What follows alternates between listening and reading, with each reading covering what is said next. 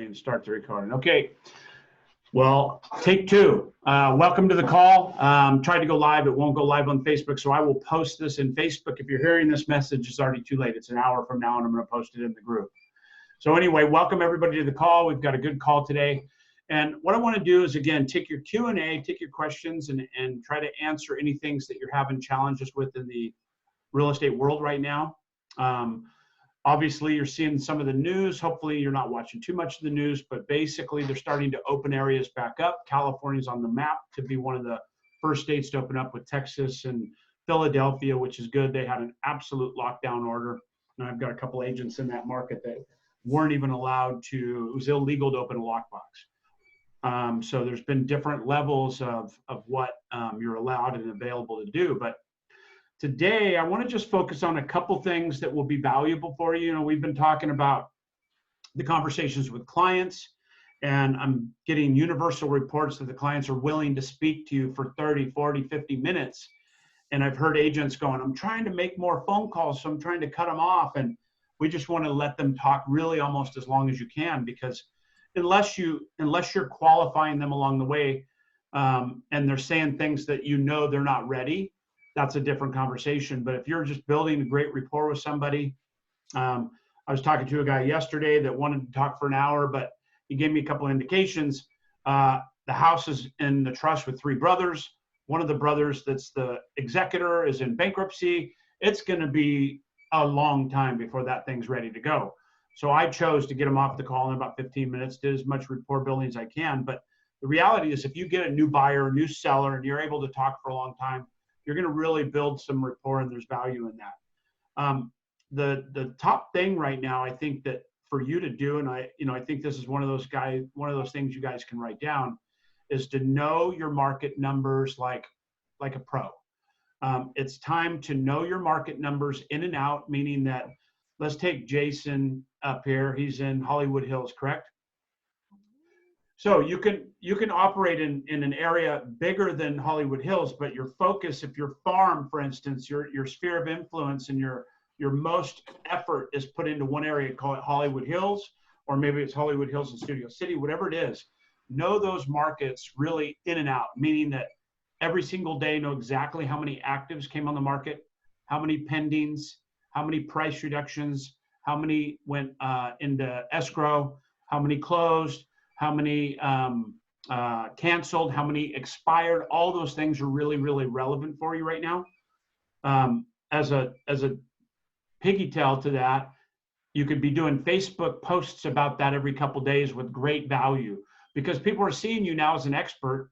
The other agents aren't really paying attention to the market as closely as you are or could or should be. And it's an advantage for you to have those conversations.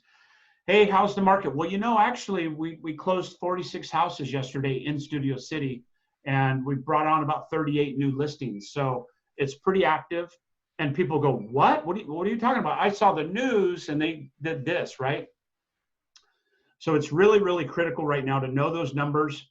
I teach it in my coaching and apprentice programs pretty much verbatim. But the reality is, and I'm not asking anybody to put them on the spot. I know there's a couple of my coaching clients on this call that know their numbers. But if I ask for a show of hands, we're probably going to have about 80% that say they don't really know their numbers like they should. And that's just one of your superpowers right now, is knowing your numbers. And then also looking at these trends, so you can speak educatedly about what's been going on the last 7, 30, 60, 90 days, right? But everything is macro in terms of the market. You could look at 2019 versus 2020. You could do a lot of things, but when you get micro and you start saying, in the last 24 hours, this has happened, because this is a minute by minute, day by day change, right? I know Mike in Lancaster, that market is changing very quickly again. Other California markets are going to see the same thing. Texas, I've got a friend that's in Colorado Springs, a couple coaching clients there, and basically Colorado Springs is just gone away from a stay-at-home order. So everybody's kind of frantically getting back to work, right? So you're going to see those numbers changing very quickly. The number of listings coming on the market, all that stuff's very valuable. Any questions in that particular category, and anything you want to add to that? I'll make a few comments on that. Yeah. Am I on? Yeah. Okay. Yes, you are. Okay. That's like great information to have and to weave into the conversation, if appropriate. A lot of it may be dependent on the type of person that you're dealing with. For the market statistics? Yes. And so what do you mean? Elaborate a little bit. Okay, so if everybody's familiar with the DISC profile, there's the high Ds and then the high Cs. The high Ds, they just want to get to the bottom line, and they don't care as much about numbers. But are you talking about me right now, Mike? Yeah, there you go. Well, hey, you're a little bit of everything, aren't you? I'm a lot of D. Yeah, and then the high Cs, those are like your engineer types that just eat those numbers up, and they love that stuff. And you know, if you're talking to the person who just is a real generalist, who doesn't want to know as much about the numbers, then, you know, we want to use our discretion not to, like, you know, jam it down their throat. But the people who are, you know, up for that information, you can usually read them. Then, you know, you'll have all that information at your fingertips. I know exactly what you're talking about, Mike, and I'm not going to disagree with you. You've been in the business a long time, closed thousands of transactions. What I'm saying, and this is I'm, you know, very passionate about this. This is your superpower. This is your superpower, whether you have to use it to an analyticals needs, which will be very valuable for you. But even a driver like me, if you get me on the phone, I'm going to wait for the market to change a little bit, man. I'm going to, you know, get back to me in a couple months. But you realize that this is going on right now, and you could drop some numbers on them. That is the nugget. That is the value in having those numbers. And what you're talking about is very valid. The reality is people don't know what's going on in the market. And it doesn't matter what their personality profile is if they're not familiar with what's going on in the market, which they can't be. Because remember, when we look at the statistics that they have at their fingertips, they're all historical. By the time something closes, it's about 60 days before, when something goes into escrow, it's about 60 days before the world knows what happened. The world doesn't know the price. The world doesn't know the terms. The world doesn't know how long it was. The world doesn't know anything that happened along the way until it closes. Then Zillow catches it, Realtor.com catches it. Everybody in the planet then knows those statistics at that moment. It's way too late. What I'm talking about is price reductions, price inflections, price increases, canceled, expires. All those are right now content information that you could use as your superpower. You know, one thing I'll say in support of what you're talking about too is that, you know, while you were we were having a conversation about you know, the numbers, I pulled up the numbers in our local area, and, you know, in just looking at that, I'd see over here, over the last 24 hours, 27 new listings and 23 pendings. Exactly. So there's almost as many pendings in the last 24 hours as new listings, and also there was 29 closed. So with that, it shows that things are very active. So let me ask you, and everybody on the call, I'm gonna put you on the spot for a minute, Mike, but so tomorrow you see the same numbers. Let's just say it's 30 and 30 for argument's sake, right? Okay. 30 active, 30 new on the market, 30 pendings, right? That means that the inventory is staying neutral at that point. Next day, you get 40 new listings and 30 pendings. The next day, you get 60 listings and 30 pendings, right? What's going on in that market?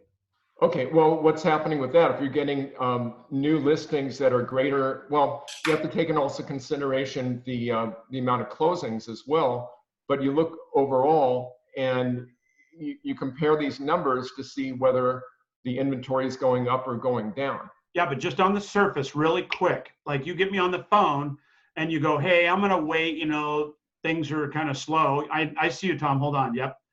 So what's going on in the market right there? You got 60 new listings as opposed to 4 days ago, and now you got a static number of pendings going in every day. Well, okay, so if you're getting the new listings, it shows that sellers want to sell and buyers want to buy. Inventory's opening up, correct?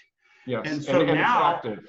Right? And so again, that's a right now number. That's something you could know in the next day or two, and it's super valuable. And unless agents are watching those numbers, they won't know, and the public certainly doesn't know. And while people are just sitting there and thinking they'll wait, this shows that there's people that are taking action and doing things. You're the pro. You're the superpower. You're the agent that they're like, wow, really? And then that data is valid, right? You could validate that data by throwing them an MLS report. Hey, would it be valuable, Mike, if I just sent you a daily MLS report for the next couple of weeks, let you see what's going on?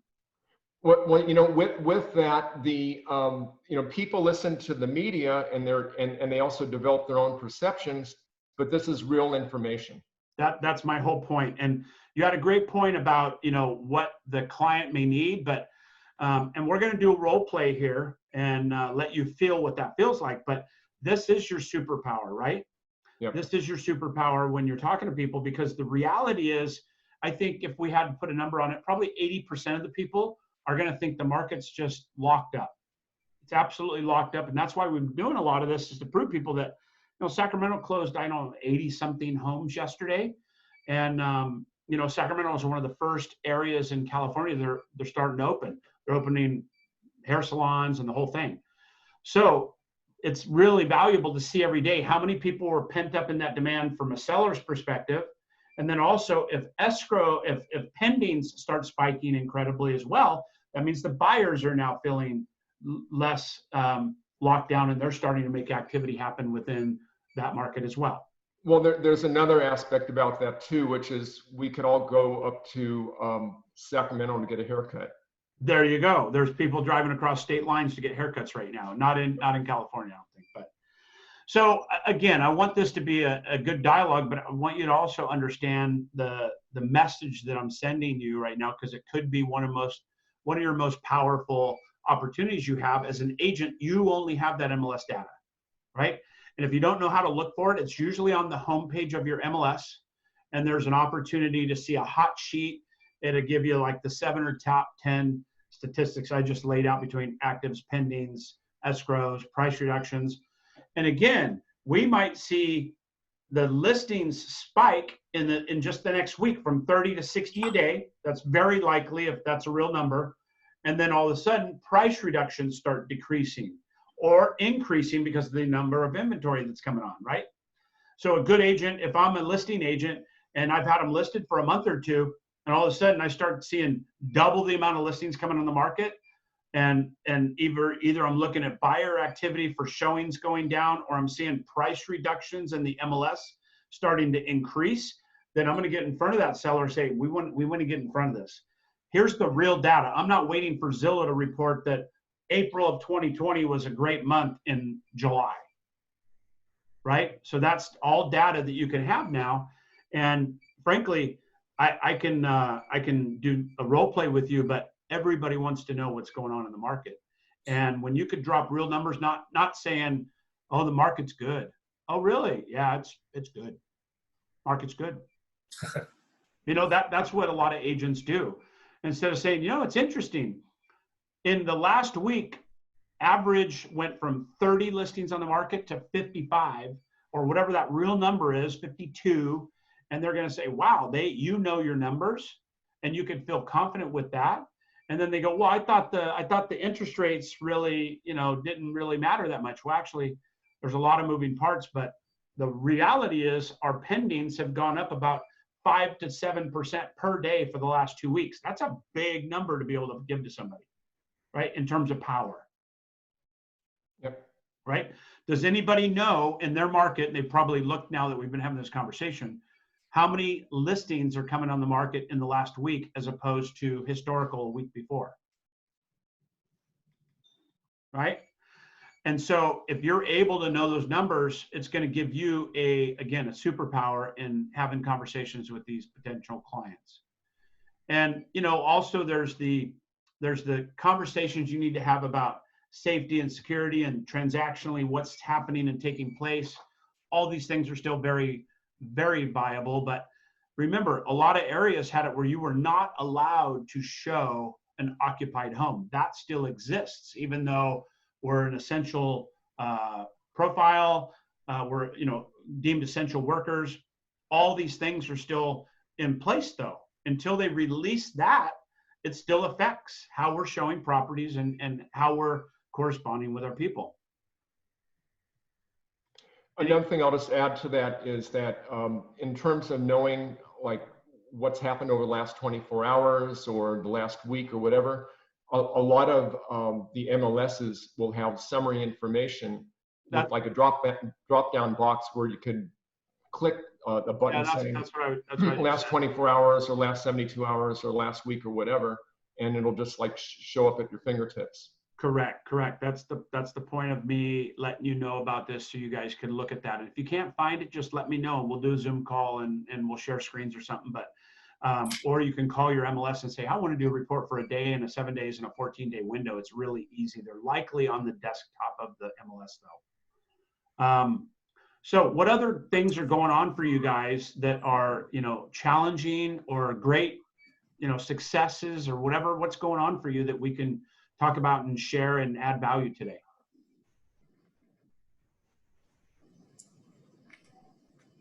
I don't want to hog the conversation over here, but Tom's coming in.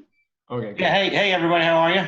I'm good, Tom. How you doing, buddy? We've joined forces recently with a loan officer, and we're doing a joint marketing program. And we started targeting on Facebook healthcare providers as a healthcare heroes program, and teachers as the education heroes program.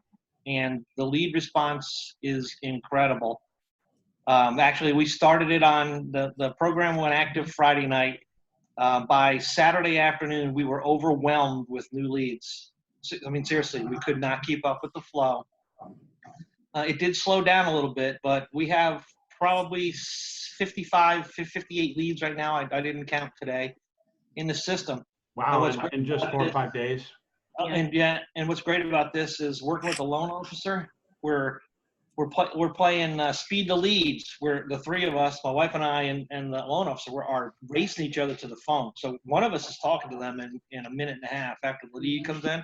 Who's winning? Your wife, Dorothy? Of course. Actually, yeah, she's doing very well. But the point I'm getting to is he's able to have enough conversation with them where he pre-qualifies them, does a soft pull. By the time he brings us into that phone conversation to hand them off to the real estate agent as part of the Heroes program, he's telling me in a text message, hey, there's 720. I can do 3%. And in the conversation, that's how we saved it. I said, she's like, oh, call me in a few months. I have a condo to list and sell, and I want to buy a new place. And when I heard she had a condo to sell, I wasn't letting her go. Yeah. I'm like, do you know what's going on in the market as a last ditch? And she stopped and said, what do you mean? And I said, well, I just gotten our 2020 March numbers over 2019 numbers. And I thought we were going to see a significant decrease. We didn't. We actually saw a 5.5% increase in the number of sales. Inventory dropped 24% in that year. And I'm watching this trend the last week and a half as inventory drops. The number of sales is exceeding the number of new listings. But anyway, wow. I saved it with, I said, and our loan officer is John. I'm like, John, what kind of interest rate is this woman talking about to do a deal now, buy a house now, instead of waiting 5 months until this is over? He says, well, I can do 3% for you, 3.1%. And she stopped. She says, really? Okay, let's go now. Yeah. So her reaction was more like, wait, what? Yes. So what you did is you did a great job, by the way, Tom, but you also did an objection handler when she didn't even really have a specific objection. You led into a conversation that led to an objection handler or her understanding something that was in her mind as a block. And it's okay to ask buyers. I think you did a great job. One of the things you could do in that case that I know you have a good scripts and dialogue ability, but just asking the questions, like supporting them. Hey, I'm going to wait until this stuff settles down, right? If you just go, it's a bad idea to wait, that's an adversarial conversation immediately. Oh, yeah. If you go, I totally understand you and I respect and honor what you want to do. Can I ask you why you want to wait? Like, what's the number 1 and 2 reasons? If they go, well, the rates are going to come down because I heard they're at 0, And also, you can't even see houses right now. Those are conversations you can object around. Right. If they go, I need to wait 90 days to get my money from my trust. Oh, I understand. Why object to handle around that when that's a real time frame for her, right? No, right. So it all depends on those powerful questions that you ask. And part of real estate is really listening. That's why you have 2 ears, 1 mouth. You've heard that before. You have two ears, 1 mouth. But often us Ds especially, blah, blah, blah, blah. Oh, the market's great. Oh my God, you can get a 2.99% interest rate. What are you doing not buying right now? Are you crazy? Yeah. Tom, let me ask you a quick question. So that was healthcare providers that you're focusing on? Yeah, healthcare heroes. Okay, and so how do you segment that to come up with that pool for Facebook? It's just the ad that we built. I didn't do it. The loan guy did it on his side. It's a regular sponsored page that he's pulling in. That we have a loan program and a real estate program where we can save you considerable monies on the home. Do you have the initial contact go through the lender, like as far as the follow-up, or you guys, or? It comes to both of us at the same time. Yeah, so we're getting that email that we have a new lead at the same time he's getting it. So when I call and they don't answer or it's busy, he's on the line and he does the same thing. He says, oh, you must be on the line with them. I'm like, yes, we are. Wow, that's a cool program. Maybe you guys can catch up after the call and talk about details and stuff too if you want to, so we're not taking up the call on it. But there's a lot of opportunities out there, and this is all about sharing. You just don't know what's working. I've got people that are starting to do very well in the expired market because a lot of agents are not working right now, and they're just in a mindset that you cannot, they're just not willing to work, and they're letting these listings go. And it's an opportunity for you guys, especially my new apprentices and stuff. That's a difficult expired call to learn. That's one of the things to where you have to be pretty aggressive, and not everybody's in that mode, but it's an opportunity for you. And like when I'm looking at the Santa Rosa market, and I'll share my screen for just 1 second and show you guys. Everybody see my screen okay? Yes. So 24-hour market watch, it's right on the front screen. This is like literally the front screen of the MLS in Santa Rosa, the various MLS. New listings, 60 in the last 24 hours. Pendings, 28. So you see how that is almost exactly, and I did not look at this until now, but that's almost exactly the scenario we were just talking about, where you got double the amount of listings coming on as the amount of pendings that are happening, and sold you had 36. So it's still roughly about a 2 to 1. Well, if that continues for a week, well, all of a sudden you've changed that market by 5 or 6% of what's active inventory in that particular market. All right. And then so by looking at this, you could watch the expireds are very low, and also price reductions are still very high. Price increases are very low. So if we continue to see that listing inventory creeping up to 60, 70, 80, and then we start seeing the price reductions keep following suit with that, that we're saturating the market at that particular time, even though it's a tight inventory and there's a limited amount of properties for the buyers to find, right? But that's the reality. I've got in Oregon here, I've got a buyer, very active price range, 300,000. I did a circle for like 10 miles. There was 0 listings in that particular area. So we have a very tight market in the Willamette Valley and Salem, Corvallis, Albany area. Very tight market. So again, watching those numbers, you can really have the conversations with the buyers when they're on the fence saying, I might wait a little bit, say, hey, are you aware that, we've only had like 18 pendings in the last 24 hours. That's nothing. And it's because it's a very tight inventory market right now. Have you considered getting all your ducks in a row and being ready in case you find that house that's a perfect fit for you? Another thing I saw in those stats that you just showed for Santa Rosa was not only 60 new listings, but there was like 32 back on the markets. So it looks like that the inventory is creeping up. And so if it was a shortage, then it's probably helping the buyers so that they have more to select from. Yeah, correct. The inventory is increasing, so it's a better opportunity for buyers that have been maybe frustrated, couldn't find anything, right? I'd like to share my screen so I can show you Lake County. We are crawling. Why don't you tell me the numbers? In the last 7 days or the last? You're welcome to 24 share hours? it if you want to. Oh, I'll share. Where's my screen? And then I want everybody to look at her numbers and tell me what you think that market's doing right now. Is it asking you to let you share or something? There it There, is. can you see my screen? Yeah, there you go. So this is my market down here for 24 hours. So new listings 3, active under contract 1, pending 1. That's the last 24 hours. This is the last 7 days. So that's the last week in Lake County. Yeah, so Lake County's small, Jennifer, and you've got 25 new listings in a week. You've got 10 back on the market, so that gets it 35 availables, and you only have 17 under contract in that time period, which means it's a 2-to-1 as well.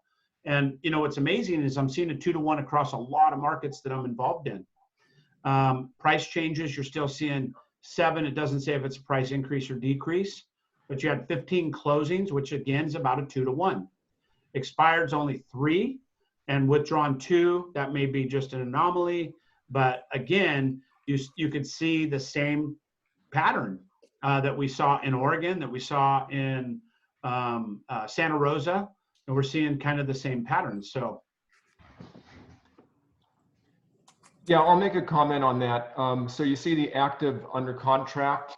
Back to 7 days. Hang on, my For that, for the, well, yeah, there for the 7 days. And so if it's a tight, Jennifer, is it a tight market over there for the inventory? Yeah. Okay, so if I was working with the buyer in that area and the market was tight and there was like, if they were looking at the actual active listings and they didn't see a property that they liked, I'd probably take a look at those actives under contract to see if there's something that's of interest to a buyer to possibly put it in a backup. Because of the COVID, there could be, or just like getting the financing, there could be plenty of people backing out as well. So, you know, getting in a backup position might be a waste of time. It also might be fruitful for the buyer. I was actually just talking to my lender this morning, and she was saying that a lot of people are losing their loans because lenders are losing the programs. And so they've been coming over to her and she's been getting them to close, and then they want her to close in 21 days. And then they're harassing her about it. She said, people are just off their gourds right now. She said, but she's getting a lot of loans because lenders are losing their programs. Well, it's a good time for me to, I'm sorry? I was just saying that it sounds like a good lender. Yeah. Yeah, so it's a good time to transition to the lender conversation right now.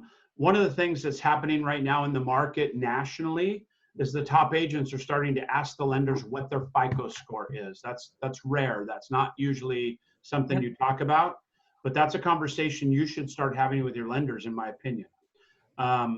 You know, some of them might feel like that's private information or lender privilege or whatever, but as an agent, and I'm sending you to a lender, if I'm handling the buyer, I want to know what their numbers are.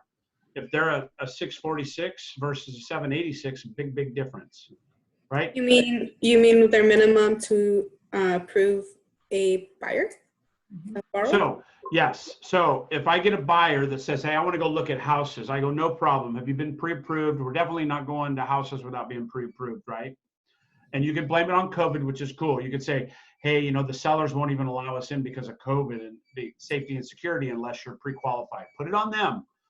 You don't have to be the one, right? But the reality is when you get that pre-approval from the lender or that pre-qual, which is softer, so just so you understand, a pre-qual is when they looked at the basic information that you gave them, and based on that information, they value you into what you can afford to pay and what that number looks like. That means you're pre-qualified for $500,000. A pre-approval is a hard number that they've looked at income, they've looked at history, they've looked at credit reports have been pulled, hard credit reports have been pulled. All these things are in place, and your middle FICO score is very easy for them to give you. It's just the balance of your 3 FICOs, and that's typically what the lenders will use.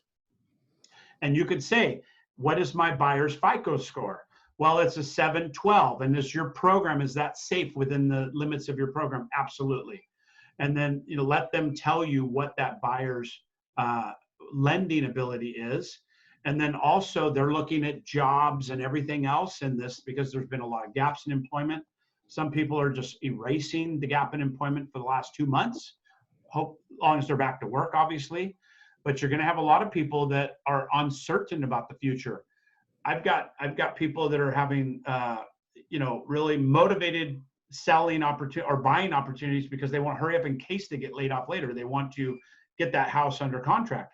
That sounds sometimes counterproductive to somebody else that is in a responsible place where they don't want to buy something if they don't know if they have a job. But think about that. If you lose your job for 3 or 4 months, you might have to work a year before you qualify again. And so that becomes another conversation you could have with your buyers. I don't want you to mislead buyers and put them in harm's way. That's not what I'm saying. But I'm saying if you have a buyer that's kind of on the fence and you say, do you have any concerns about losing your position or losing some income in the next 3 to 6 months? They go, you know, it's possible, but I doubt it. It might be the best time to buy right now. Because they're talking about rates going lower in 2021, possibly. And, you know, we're already almost at a 0 federal rate. But the reality is we're going to see 2.99 rates, fixed rate 30-year mortgages, and 3.1s are already pretty prevalent. I think we're going to see that through 2021. Nobody has that crystal ball, but the indications are there. Everything could change. We don't know, right? They're pumping so much money into the economy that we absolutely are going to have a recession for a period of time. We're in a recession by all measures. But the rebound, the V they keep talking about, is yet to be seen. We believe that the bottom of the V will be somewhat short based on inventory, based on housing, based on all this. But, you know, we got millions and millions of people in an unemployment situation right now. And we just don't know how that's going to affect it. We know there's going to be carnage in the lending industry. We just know it. By the way, there's an amazing call this Saturday at 9 o'clock that Brent Gove puts on, and it's called the Be Different. Let me put it in the let me put it in here. Stand by and I'll put it in the chat. Anybody know what Brent Gove thing's called right off the top? We're built for this. That's what it's called. We're built for this. I think it's we're built for this or built for this. This would be a great opportunity for you guys to get involved in that. So bear with me.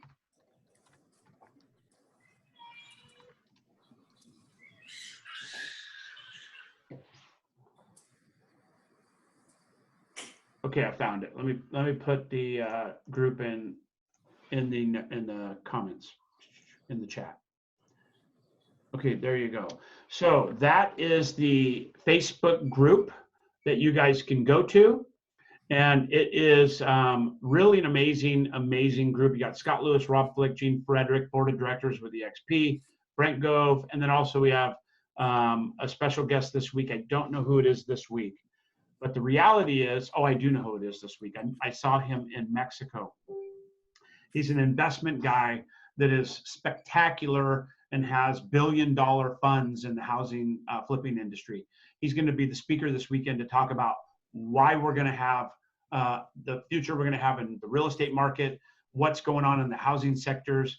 It's really one to see. It will be recorded, so if you can't do it, but it is at 9 p.m. Pacific, 12 Eastern on Saturday. This Saturday, it's every Saturday, but this guy this weekend is special. You definitely want to listen to him and plug into that particular show if you can. That's 9 a.m. You meant 9 a.m., you guys. Yeah. 9 a.m. Pacific. What'd I say? p.m. 9 p.m. I said that twice today. Somebody else asked me, there's a call at 11 p.m. And I'm like, sorry, 11 a.m. So it's at 9 a.m. this Saturday Pacific, noon Eastern time.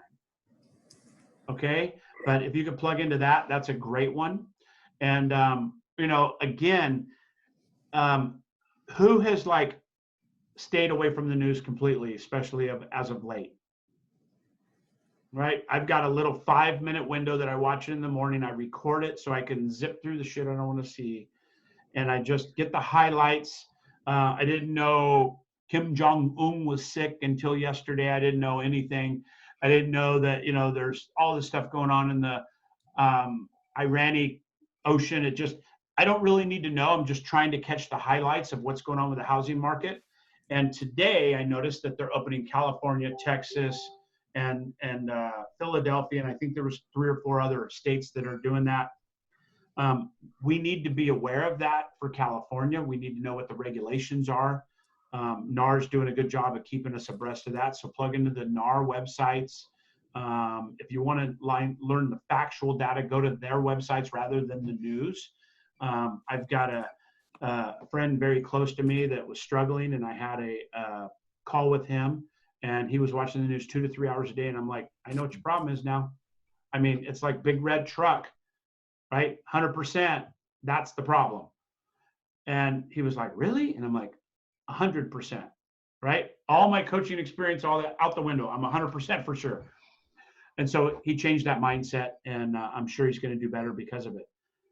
We just can't focus on that right now. You know, it sounds like an elementary thing to talk about, but we get caught up in that, especially as the news is changing and we're optimistic to look for optimism and looking for things to change. Focus on your mindset more than ever right now. You know, your meds, you hear me talk about it all the time. Meditate, exercise, diet, sleep, right? So, Randy, you are so true. You are so right. You are so right. And what I've been doing too a lot is plugging into the classes in the world. Yep. And oh my gosh, that is so inspiring and invigorating that it's actually overwhelming because there's all these things I want to do. It is, but that gets your juices flowing, you know. This morning I got up at 3 o'clock. I didn't want to, but all of a sudden my stereo came on in the middle of the night at like volume 60. It was the weirdest thing. And we were watching, what is it, Skinwalker Ranch, the kind of the conspiracy theory of the ranch in Utah that's got aliens and all kinds of, we were watching that right before bed. And I don't know what happened, but I woke up and my stereo was on full blast, and my light was on next to my couch that I always turn off when I go to bed. So I was kind of like, got the EBGBs a little bit, went back to bed, and that wasn't happening, right? My brain was on fire now. So I got up and did my morning routine early. I watched my 5 to 10 minutes of the news to catch the highlights, went right into my routines, and just watching the news for that 5 or 10 minutes, I was already thinking differently because the news has reprogrammed me to thinking about California opening. I'm trying to turn it positive, that it's an opportunistic time to go back to normal, right? That's the message that I was wanting to get from it. And I did get that. But also I caught all the other little pieces of crap that is filtered in with that little 5 to 10 minutes of fast forwarding, right? So all of a sudden I sit on the couch and I'm thinking bad things because the primal mind is made to protect you. You've heard me talk about this. You have the powerful mind and the primal mind. The primal mind is made to give you fight or flight. It's made to protect you from lions and cheetahs and a calamity. You know, it's made to keep you alive. And that's why our adrenaline spikes and endorphins race and all these things, pulse rate. I could feel that happen when I start thinking about the worst case scenarios or all the stuff that you're hearing. And I don't know if you guys saw it today, but there was a post about the beaches in Arizona are overly crowded, and they had pictures on Facebook that were like 1 million people on the beach. And initially I looked at that, what a bunch of dummies, right? And I'm like, monkey brain, right? It was all of a sudden primal brain kicked in like, oh my God, they're going to ruin it for us. They're going to make us go back into being locked up for 2 months. That's what's this. And I'm like, wait a minute, what beaches in Arizona? That's right. There's no beaches out there. There's no beaches in Arizona. So then I'm like, maybe they were talking about Lake Havasu or something like that. So I'm still spinning a web of a story, right? This is all in seconds, guys. Seconds. Wow. That's how our brains work. You need to understand that. This is how our brains work. So that image on Facebook and then the statement on Facebook allowed me to go there emotionally for a second, raised my endorphins, raised my metabolism, raised my heart rate. All those things happen when you get scared or frightful, and I was probably already on alert because now it's like 3:30 in the morning, right? And then I caught on that it was a joke. Well, the person that posted this particular one wasn't joking. She was dead serious, But as I scrolled down, I saw it multiple times and saw that it was clearly a joke. But with that, in that 2 or 3 or 4 or 5 seconds that joke didn't hit me yet, that's a real emotion. That's a real emotion. Like if it's 11 o'clock at night and your doorbell rings, you automatically think of protection typically. You don't think, oh my God, who's here? My friends love me, right? I'm bringing this up because I want to caution you that it only takes that for you to switch from a powerful mindset like Debbie was just talking about, and she's feeding her brain with powerful things and being inspired and being motivated and being driven, to snap. You see something that triggers the primal brain, and you've got to get it back on purpose. And you've got to get it back by feeding it that other content that then drives you into a place to where you could be productive again. And I did it. I felt it this morning. I'm getting a little bit of goosebumps thinking about it again, just because it is powerful. It's powerful to identify, and it's powerful then when you put things into action and watch the benefit of the result, right? I've talked to a couple people from my calls yesterday that said, oh my God, I'm really kicking butt today. I'm in this powerful place. I got up and I did my list. I did my stuff. I'm rocking it because we placed that powerful mindset in place, and then we haven't disturbed it with the primal, right? And so I really want to caution you, and more than anything, just challenge and inspire you to focus on your mindset more than ever, especially as the news starts getting more and more murky. And, it's a messy world we live in right now in terms of content of information. So I'd like to share something. Like you, I stay away from the news. And so I'm a little bit surprised to hear that California is opening, because the last things I saw was not happening, but I believe you. But I want to share something that's a little bit Don't old. believe me, that's the fake news, anything could be possible, but that's just what I saw. Right. Well, yeah, no, I know. I know. But I want to share something. Maybe all of you already saw it because it was Saturday night. There was a special on NBC honoring the medical workers. And it was all sorts of musicians, the Stones, Paul McCartney, Coldplay, all of them in their living rooms playing music for us. And when I first saw the link, I thought, oh, this could be depressing. It was so heartwarming and so amazing to see the whole world coming together as one family that I really encourage you to find it and watch it. I happened upon it on Hulu because I don't have television. And one of my clients told me that it was on all the networks, even though broadcast for free, even though it was an NBC special. So that is unheard of. The world is coming together. So if you want a little, it's not real estate, it's, but it's really inspiring. And I was texting people, the first 20 minutes so that other people could get on it. It was an amazing show. So I encourage you to find it and watch it. It's really remarkable. I love that. And I'm all about trying to find stuff that's positive right now, frankly. It's such a big thing. And I have certain things I go to. I don't know if you guys have heard of a guy. Matter of fact, my notes are like pages long, but his name's Robin Sharma, and he does the 5 a.m. Club. It's very popular, sold millions of copies. But I was just so impressed by it, so impressed I couldn't stand it. And he talks about a morning routine that's 1 hour, that's broken into 20-minute segments. I'm not going to bore you with it on this call, but the idea is it inspired me to where I enacted it into my morning routine. And he talks about the tranquility in the morning and all these things, but it's something that moved me, right? And it's something that I emotionally responded to in a positive way. So I'm focusing on my powerful mindset to quiet. It's like I have to put in like 3 times the amount of positive content to quiet the stuff that I can't avoid. And, that's just such a powerful piece when you start thinking about, your mindset. And mindset's kind of sometimes a little cliche. Mindset can mean a lot of things, but it's really focusing to stay in your power right now, not be in the fetal position, not be the ostrich with his head in the ground. And then, really focusing on the things that you can control. Any input on that or anything? I just want to ask Kelly what the name of that show was to look it up. It was honoring the medical workers. Okay. And I know, and I was, Brandy, while you were just thinking about that, how one person can inspire us. This show was inspired because the guy from Coldplay decided to do a living room concert and share it. And that inspired all these musicians to come together and do an honoring of the medical field. So, but it was on NBC. It was live Saturday night, like at 8 o'clock Saturday night, our time, California time. So I think probably you could find it there somewhere. But that they all came together is just remarkable. But that Awesome. it was one person's idea, and it turned into this whole big worldwide thing. You know, Lady Gaga, Buccelli. I mean, it was amazing. I love it. Yeah. And Talking about, I made my show like 30 minutes late. It's called the Disney, what was it? The Disney Family The Disney Family Sing-Along. yeah, and you know, things like that you can do for your whole family too that are super valuable. I was trying to find something right now that I saw today that just absolutely moved me.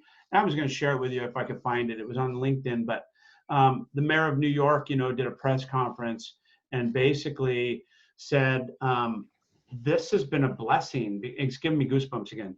This has been a blessing because I have a new relationship with my children that I did not have before. I have a 22 and twin 25-year-olds. So he's got 3 or 4 kids.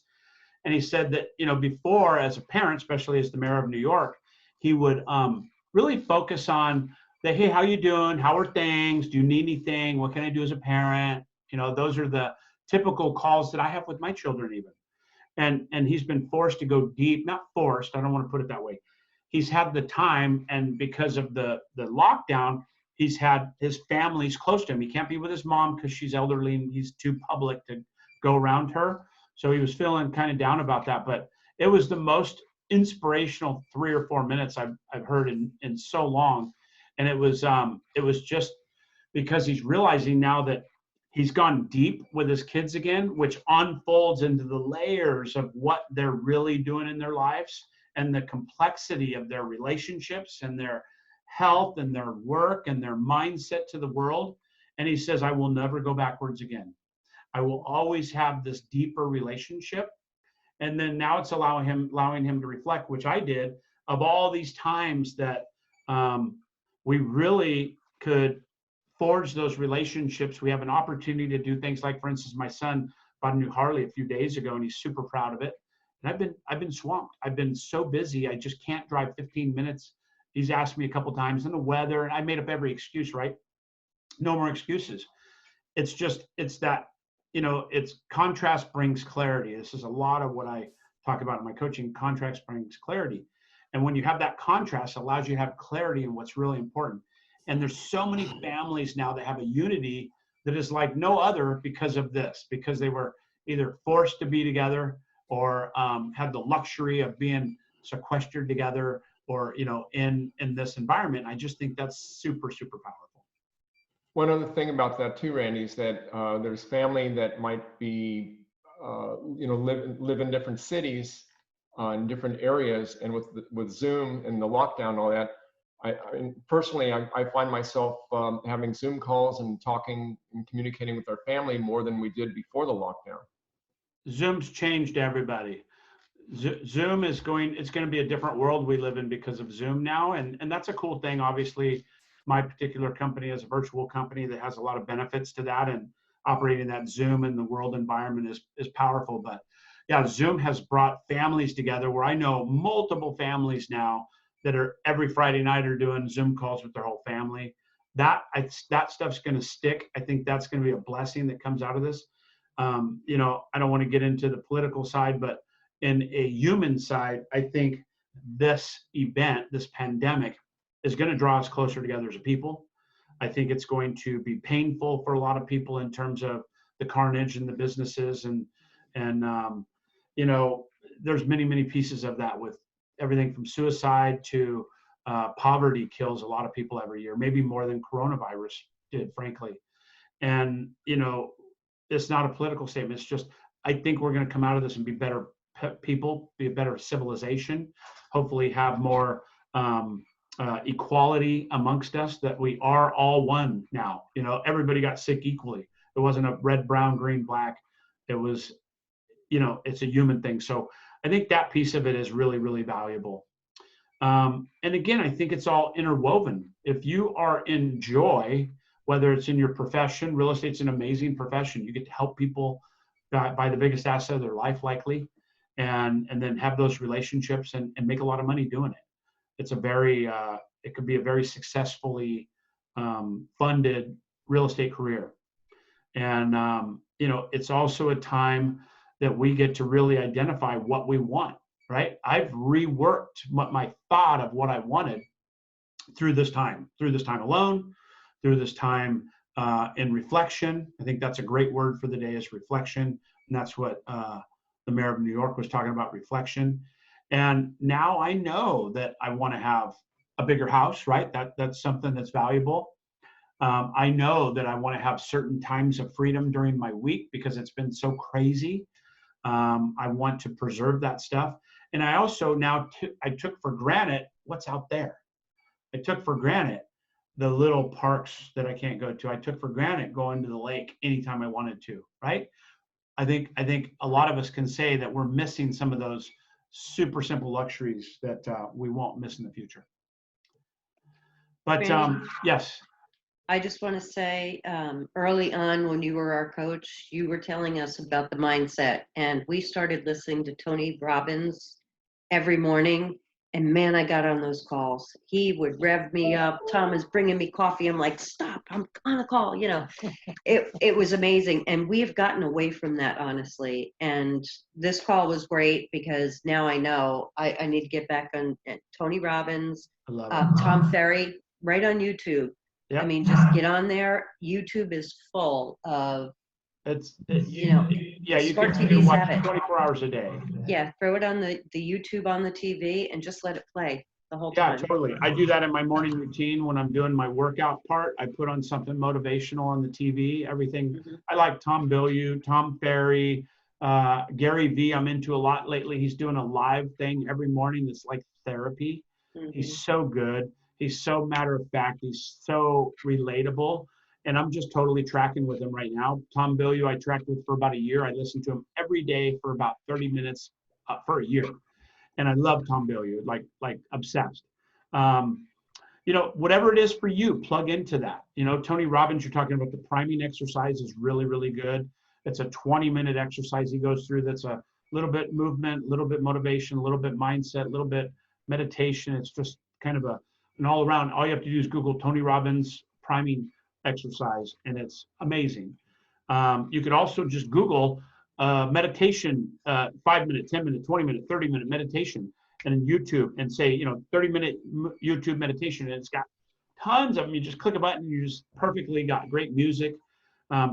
Just owe it to yourself, you know, take care of yourself. That self-care, self-love right now is super important, and it will fuel you for the other things that you can do.